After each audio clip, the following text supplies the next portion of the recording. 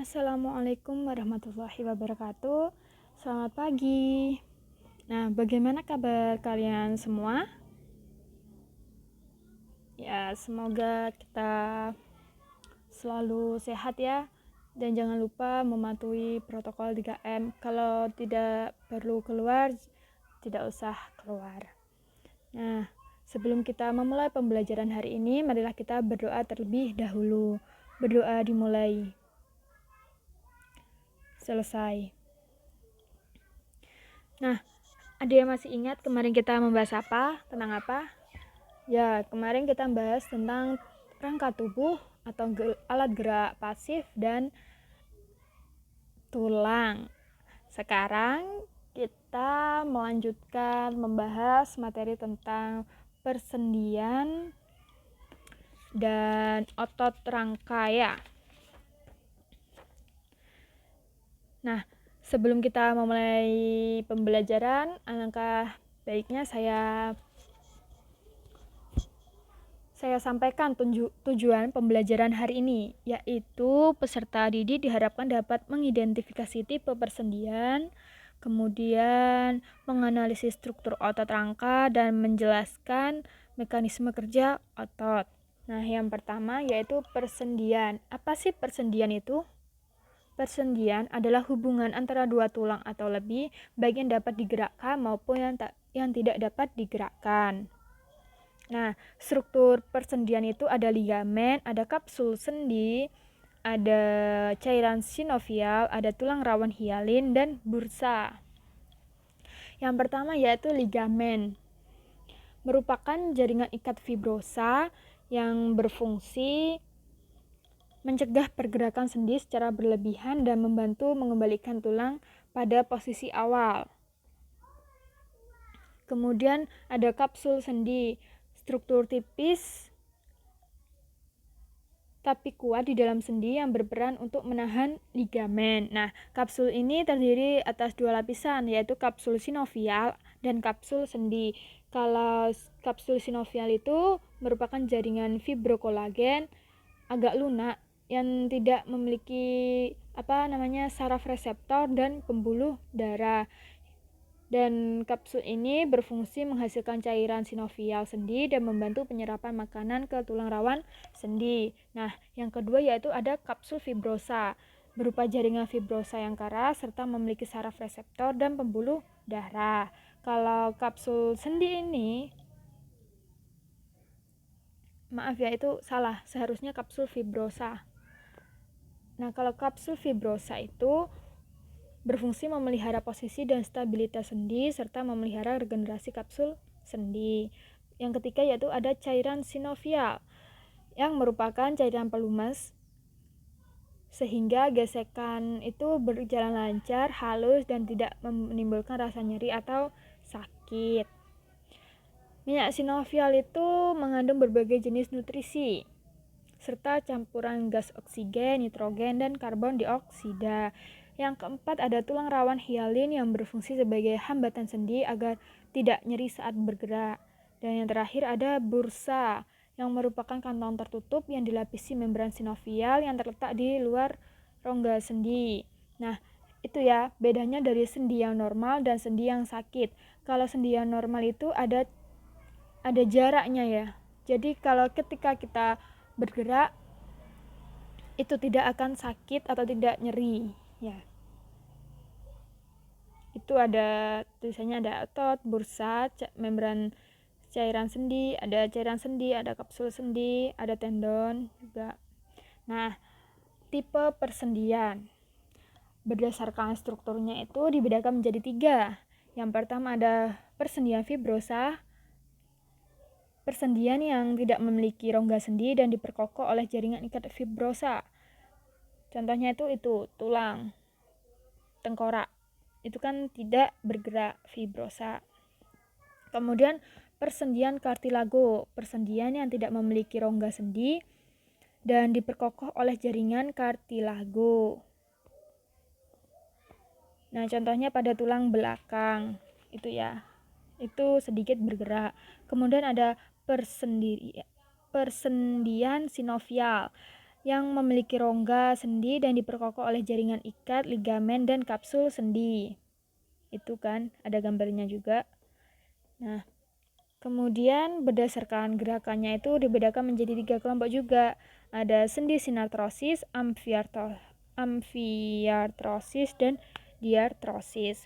Yang pertama yaitu sendi sinartrosis atau biasa disebut dengan sendi mati, yaitu sendi yang tidak dapat digerakkan karena tidak memiliki celah sendi dan dihubungkan dengan jaringan ikat fibrosa atau kartilago. Nah, sendi ini memiliki 2 jenis. Yang pertama sinartrosis sinfibrosis. Contohnya pada sendi pada tulang tengkorak, dan sinartrosis sinkondrosis. Contohnya pada lempeng sementara yang terletak di antara epifisis dengan diafisis pada tulang panjang anak-anak. Nah, kemudian ada sendi amfiartrosis, yaitu sendi dengan pergerakan terbatas akibat tekanan. Dan sendi ini memiliki beberapa jenis. Ada 3 juga, yaitu ada simfisis. Contohnya itu sendi antar tulang belakang dan sendi simfifis pubis atau tulang kemaluan. Kemudian ada sindemosis, sendi yang dihubungkan oleh jaringan ikat serabut dan ligamen. Contohnya itu di sendi antar tulang betis atau fibula dan tulang kering atau tibia. Nah, yang terakhir ada gomposis. Contohnya itu di tulang gigi yang tertanam dalam kantong tulang rahang. Nah, kemudian yang ketiga ada sendi diartrosis, atau yaitu sendi yang dapat bergerak bebas. Sendi ini dapat dibedakan menjadi beberapa tipe. Yang pertama ada sendi engsel. Contohnya itu pada siku, lutut, mata kaki, ruas antar jari. Kemudian ada sendi peluru. Itu memiliki gerakan bebas ke segala arah. Ujung tulangnya itu berbentuk lekuk dan bongkol serta berporos 3. Contohnya itu ada di gambar ya. Ada di sendi tulang bahu, tulang lengan atas. Kemudian ada sendi pelana. Sendi bergerak bebas seperti gerakan orang yang mengendarai kuda dan berporos 2. Itu contohnya di antara tulang pergelangan tangan dan telapak tangan. Kemudian ada sendi putar yang bergerak dengan pola rotasi dan memiliki 1 poros. Contohnya itu di antara tulang hasta dan pengumpil. Dan sendi luncur, contohnya itu sendi antar tulang pergelangan tangan. Gerakannya itu menggeser, tidak berporos, dan memiliki ujung tulang yang agak rata. Dan terakhir ada sendi kondiloid.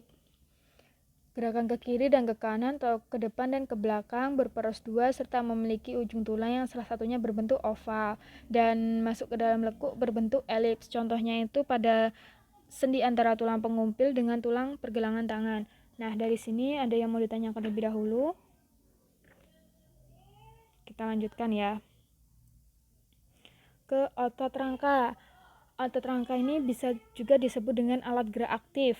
Otot rangka itu otot yang melekat pada tulang dan dapat bergerak secara aktif untuk menggerakkan tulang.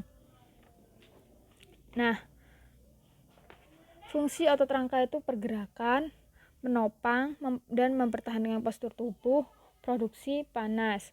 Nah, itu yang nomor 4-7 itu sifat-sifat otot rangka, yaitu kontraksilitas. Kemudian ada eksitabilitas. Serabut otot akan merespon dengan kuat jika distimulasi oleh impuls saraf. Kemudian ada ekstensibilitas dan elastisitas. Nah, jadi kontraktilitas, eksitabilitas, ekstensibilitas, dan elastisitas itu merupakan sifat-sifat otot rangka. Nah, selanjutnya yaitu struktur otot rangka. Area otot rangka itu terdiri atas kepala otot, empal otot, dan ekor otot. Nah, kepala otot dan ekor otot itu merupakan jaringan ikat padat yang kuat, disebut dengan tendon. Tendon itu tempat melekatnya otot pada tulang. Tendon itu juga dibagi menjadi 2, yaitu origo dan insersio. Kalau origo itu ujung otot yang melekat pada tulang yang tidak bergerak ketika otot berkontraksi. Kalau insersio itu bagian ujung otot lain yang melekat pada tulang yang bergerak ketika otot berkontraksi. Insersio yaitu bagian ujung tulang lain yang melekat pada tulang. Sudah ya.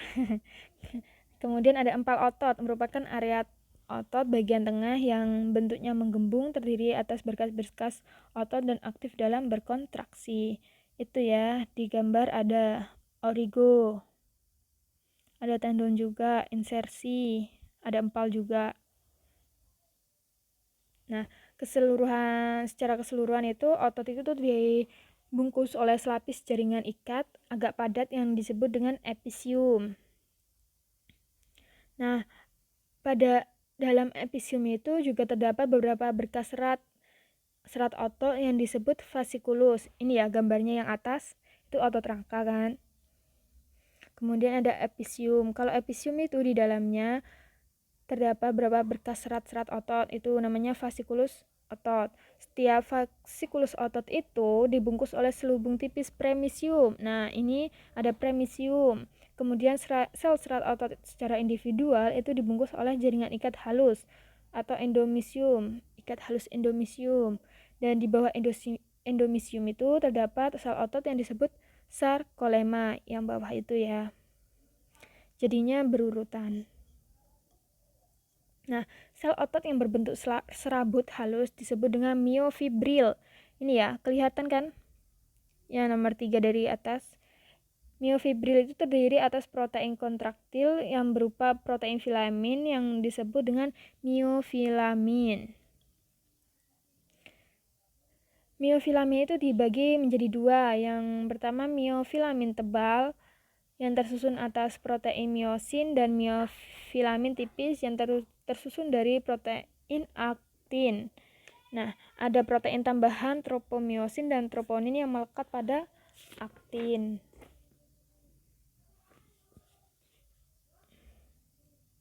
Nah, kombinasi myofilamin tebal dan tipis itu menunjukkan adanya pita gelap dan pita terang seperti luri. Jadi otot rangka itu juga disebut dengan otot luri. Nah, kemudian kita lanjutkan ke mekanisme kerja otot. Yang pertama, komponen struktur otot yang berperan dalam kerja otot ada myofibril, ada sarkomer, ada aktin, myosin, tropomyosin, dan troponin. Kalau myofibril itu berbentuk silindris yang memanjang sepanjang otot luri dan mengandung filamen aktin dan myosin. Kalau sarkomer itu unit struktural dan fungsional terkecil dari kontraksi otot pada myofibril. Kalau sarkomer itu dibagi menjadi pita H, A, dan I. Kemudian aktin. Aktin itu filamen kontraktil yang tipis serta memiliki sisi aktif dan situs pengikatan. Kemudian myosin, protein filamen yang tebal dan memiliki penonjolan yang dikenal dengan kepala myosin. Kalau tropomyosin itu sebuah protein aktin pengikat yang mengatur kontraksi otot. Dan terakhir troponin, protein kompleks yang melekat pada tropomyosin. Nah, sumber energi untuk gerak otot ada ATP. ATP itu terurai menjadi ADP, kemudian dan energi. Selanjutnya ADP itu terurai menjadi AMP dan energi juga. Nah, kemudian ada kreatin fosfat. Itu terurai menjadi kreatin, fosfat, dan energi. Kemudian ada glikogen, itu dilarutkan menjadi laktasinogen. Kemudian laktasinogen itu diubah menjadi glukosa dan asam laktat. Kemudian glukosa itu ditambah dengan oksigen menjadi karbon dioksida, CO2, H2O, dan energi. Nah, tahapan mekanisme kerja otot. Yang pertama itu impuls saraf tiba di neuron muscular junction. Itu mengakibatkan pembebasan asetilkolin. Nah, kehadiran asetilkolin itu memicu depolarisasi yang kemudian menyebabkan pembebasan ion Ca2+ dan retikulum sarkoplasma. Kemudian meningkatnya ion Ca2+ yang menyebabkan ion ini terikat pada troponin sehingga mengakibatkan perubahan struktur troponin.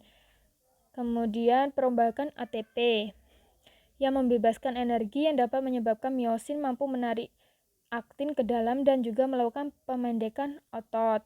Nah, kemudian miosin akan terlepas dari aktin dan jembatan aktomiosin akan terputus ketika molekul ATP itu terikat pada kepala miosin.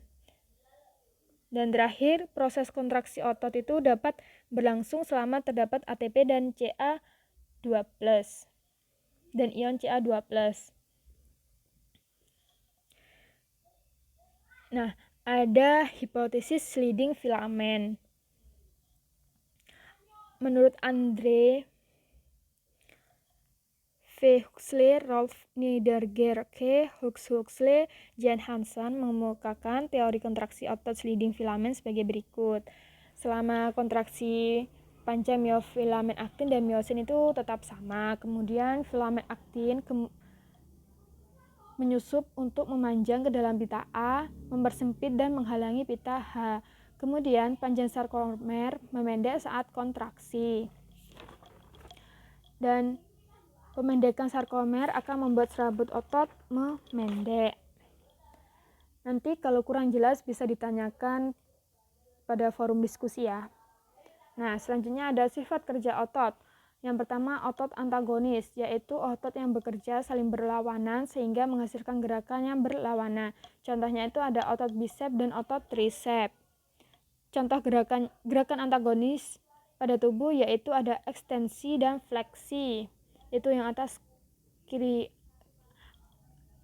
ya. Itu. Kalau ekstensi itu meluruskan, kalau fleksi itu membengkokkan. Kemudian ada abduksi atau menjauhi badan dan abduksi mendekati badan. Itu bawahnya yang tengah. Kemudian ada depresi dan elevasi. Depresi itu ke bawah dan elevasi itu ke atas. Nah, itu ya yang gambar kepala. Misalnya gerakan kepala menunduk dan menengadah. Kemudian supinasi, menengadah, dan pronasi, menelungkup. Nah, ini tangan yang atas itu contohnya. Kemudian inversi, gerak memutar kaki ke arah dalam tubuh sehingga sisi medial telapak kaki terangkat. Kalau eversi, gerak memutar kaki ke arah luar tubuh sehingga sisi lateral telapak kaki itu juga terangkat. Nah, itu ya gambar kaki yang sebelah kiri bawah. Nah, yang nomor 2 yaitu otot sinergis, yaitu otot yang saling mendukung kerja satu sama lain sehingga menghasilkan gerakan satu arah. Contohnya otot pronator teres dan otot pronator quadratus yang menyebabkan telapak tangan menengadah atau menelungkup, serta otot-otot antar tulang rusuk yang bekerja sama ketika menarik napas. Nah, sekian pembelajaran hari ini. Sebelum saya tutup, saya akan menyimpulkan pembelajaran hari ini, yaitu tentang persendian.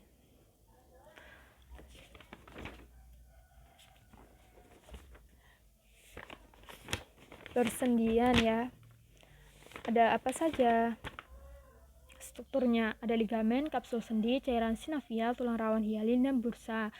Tipe persendian itu ada 2, berdasarkan strukturnya dan berdasarkan gerakannya. Kemudian otot rangka itu memiliki fungsi pergerakan, menopang dan mempertahankan postur tubuh dan produksi panas. Kalau sifatnya kontraktilitas, eksitabilitas, ekstensibilitas, dan elastisitas. Nah, area otot rangka itu terdiri di atas kepala otot, empal otot, dan ekor otot.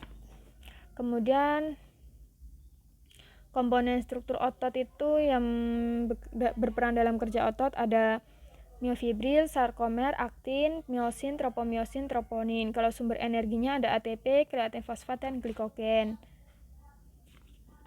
Kemudian sifat kerja otot itu ada otot antagonis dan sinergis. Nah, sekian pembelajaran dari saya. Mohon maaf apabila ada salah kata. Tetap semangat meskipun belajar di rumah. Kalau ada yang mau ditanyakan dan kurang paham dan jelas, bisa langsung tanya ke forum diskusi GCR atau ke WhatsApp. Saya akhiri. Wassalamualaikum warahmatullahi wabarakatuh.